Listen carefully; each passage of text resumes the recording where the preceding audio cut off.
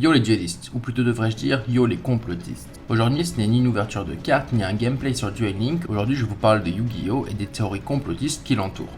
Yu-Gi-Oh! Est un manga, un animé puis un jeu de cartes qui a bercé mon enfance et aujourd'hui cela fait encore partie de mon quotidien. Avant de commencer cette première théorie, je tiens à vous préciser que ce n'est pas parce que je vous en parle aujourd'hui que j'approuve ces théories. D'ailleurs, j'ai dû trier un bon nombre de théories parmi les théories existantes pour vous me proposer aujourd'hui que les plus pertinentes. Trêve de bavardage, on commence sans plus attendre avec cette première théorie.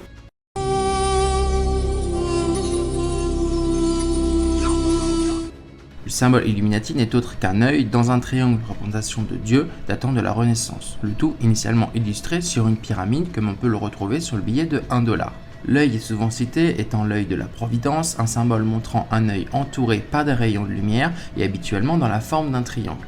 Il est généralement interprété comme la représentation de l'œil de Dieu exerçant sa surveillance sur l'humanité. L'œil du puzzle du Millennium n'est autre que l'œil d'Horus, un ancien symbole égyptien symbolisant la protection, le pouvoir royal et la bonne santé. Mais avouez que la ressemblance entre le logo Illuminati et le puzzle du Millennium est quand même assez frappante. Si on reprend l'exemple de Yugi Muto et Yami Yugi, on pourrait facilement faire le lien entre l'œil de la Providence qui représente l'œil de Dieu exerçant sa surveillance sur l'humanité et l'esprit du pharaon qui habite le puzzle du Millennium et qui apparaît pour protéger le monde des nombreuses menaces. D'ailleurs, Yami Yugi a un œil qui apparaît sur son front lors de sa transformation. Le puzzle du Millennium de Yugi n'est pas le seul objet du Millennium à aborder un triangle et un œil puisque l'anneau de Bakura aborde lui aussi un triangle. Coïncidence ou non, ce sont, du moins dans les premiers épisodes, les personnages de l'anime que l'on retrouvera le plus souvent. Autre coïncidence, le manga est sorti en 1996, l'anime en 1998 et le jeu de cartes en 1999. Si on reprend les informations récoltées concernant les Illuminati, il est dit que la propagande Illuminati a opéré aux alentours des années 2000, grâce à l'accès à Internet et du fait de pouvoir publier ce que l'on souhaite sur Internet sans filtre. C'est sûrement avéré, mais avouez que les dates coïncident parfaitement, cela reste étonnant, non ? Certains parmi vous le savent peut-être, mais le fait de renverser le symbole Illuminati, à savoir un triangle orné d'un œil, est symbole d'anti-Illuminati. C'est justement pour faire comprendre aux gens que vous ne partagez et concevez pas ces théories.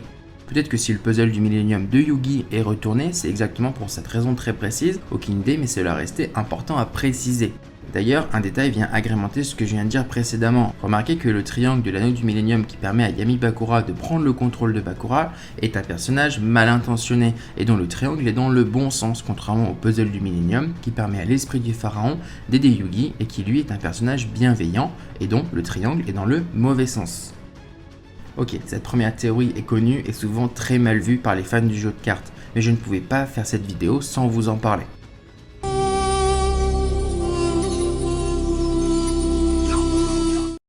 Les théories du complot Illuminati sont des théories conspirationnistes qui prétendent que la société de pensée allemande des Illuminés de Bavière, historiquement dissoute en 1785, aurait perduré dans la clandestinité et poursuivrait un plan secret de domination du monde. Pegasus, Yami Bakura, Marik, ils ont tous un point commun et veulent tous la même chose, contrôler et dominer le monde. Sans parler de contrôler le monde, l'anime est plein de complots, plus sordides les uns que les autres. Tout d'abord, quand Pegasus n'hésite pas à enlever Makuba pour prendre les pleins pouvoirs sur la Kaiba Corp, ou encore quand les associés de Kaiba Corp, malgré la mort de Pegasus, tentent d'enfermer l'esprit de Kaiba dans le prototype de monde de jeu virtuel. Il faut ce genre d'action dans l'anime sans lequel l'histoire serait sûrement moins palpitante et truffée d'embûches. Mais avouez quand même que voler l'esprit d'un gamin, d'un ado, d'un papy pour récupérer une entreprise, c'est un peu poussé, non ?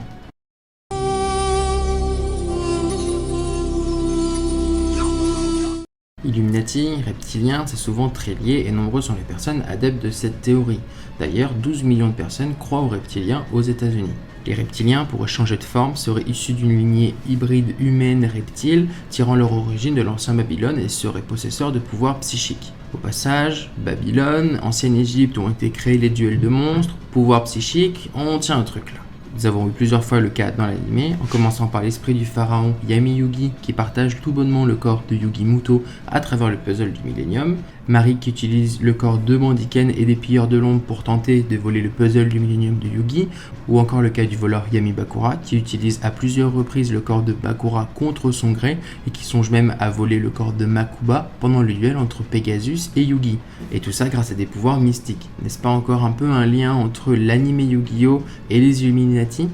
En parlant de reptiliens, il est très souvent affaire de dragons dans Yu-Gi-Oh! Dragons qui ne sont autres que de grands reptiles avec des ailes et qui sont parmi les monstres les plus emblématiques du jeu de cartes, qui au passage sont les monstres préférés de nos antagonistes. Le dragon blanc aux yeux bleus pour Kaiba, le dragon noir aux yeux rouges pour Joey, ou encore Slifer le dragon céleste pour Yugi. Ce sont des dragons dont tout le monde, même les personnes qui ne connaissent pas franchement le jeu de cartes, ont déjà entendu parler. Peut-on y voir une sorte de propagande?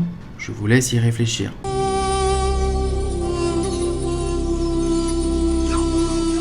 La définition de la théorie du complot est la suivante, c'est le fait de donner une vision de l'histoire aperçue comme le produit d'action d'un groupe agissant dans l'ombre. Il est clairement souvent dans l'anime cas du royaume des ombres, lieu où il est possible d'accéder au pouvoir de l'Égypte antique que renferment les différents objets du millénium, permettant à son possesseur d'acquérir des aptitudes propres à chaque objet. De plus, on retrouve les pilleurs de l'ombre et on nous dit clairement que ce sont des membres d'une secte clandestine, de duellistes élitistes, une organisation qui fait son beurre en volant les meilleures cartes du monde entier et en les revendant au marché noir, tout en conservant au passage les meilleures cartes du jeu pour se confectionner un jeu imbattable. Je vous laisse Ishizu vous en parler. Ce sont les pilleurs de l'ombre. Ils font partie de la terrifiante secte clandestine des duellistes élitistes. Ils ont volé des cartes du monde entier et les ont revendues au marché noir afin de gagner beaucoup d'argent. Néanmoins, ils ont conservé les cartes les plus fortes dans le but de créer des jeux extrêmement puissants qui les rendraient invincibles. Ils opèrent dans l'ombre de sorte qu'ils sont impossibles à repérer. Un groupe qui agit dans l'ombre pour arriver à ses fins, des personnages qui utilisent le pouvoir de leur objet du royaume des ombres pour arriver à leur fin, ouais, encore une fois, ça se ressemble encore pas mal.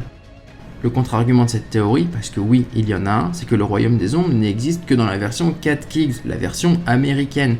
En effet, dans la version originale, il n'en est jamais question. Il n'y a que le monde réel et le monde des monstres. L'ancien duel de monstres utilisé en Égypte faisait simplement appel au monde des monstres, leur permettant de passer d'un monde à l'autre.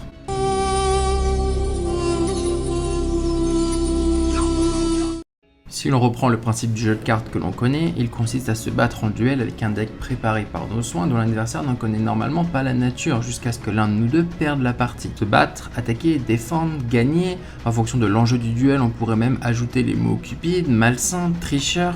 N'est-ce pas là une façon d'endoctriner, d'une façon de penser et de réfléchir indirectement? D'autant plus que si je me rappelle bien mes récréations, nous nous livrions à des duels dès nos 8-10 ans, un âge où il est facile d'inculquer quelque chose à quelqu'un. Ok, cette théorie est un peu moyenne, mais globalement l'idée est intéressante et je ne pouvais pas passer à côté sans vous en parler. Aujourd'hui, il n'existe presque plus de cartes Yu-Gi-Oh vendues dans le commerce, totalement absentes des grandes surfaces et très peu présentes dans les boutiques spécialisées, souvent remplacées par des cartes à jouer Pokémon, des cartes plus mignonnes qui préfèrent l'évolution de monstres au sacrifice que l'on retrouve dans Yu-Gi-Oh. Le jeu est également plus simple à comprendre et à utiliser que les duels de monstres. Est-ce pas désintérêt pendant une période du jeu de cartes Yu-Gi-Oh que les commerces ont délaissé la vente de ces produits, ou est-ce que c'est parce que le jeu a été jugé trop cruel et brut? Je vous laisse y méditer. Je parle beaucoup de l'anime même si beaucoup de mes recherches ont été effectuées dans le manga, simplement parce que beaucoup plus de monde peuvent mettre en corrélation ce que j'indique avec quelque chose qu'ils ont déjà vu. Pour ceux qui ne le savent pas, le manga Yu-Gi-Oh est du moins dans les premiers tomes regroupé en un seul épisode dans l'anime, celui où le grand-père de Yugi perd contre Kaiba, ce qui explique son état très fébrile après le duel. Le manga est bien plus trash, sombre et malsain, ce qui pourrait changer la nature de plusieurs théories exposées, mais comme je l'ai dit à plusieurs reprises, cela reste des théories, rien de fondé. D'ailleurs, l'anime a subi de nombreuses censures, que ce soit les armes, la nudité ou encore la mort, ou même certains passages complets, mais tout ceci j'en reparlerai dans une autre vidéo.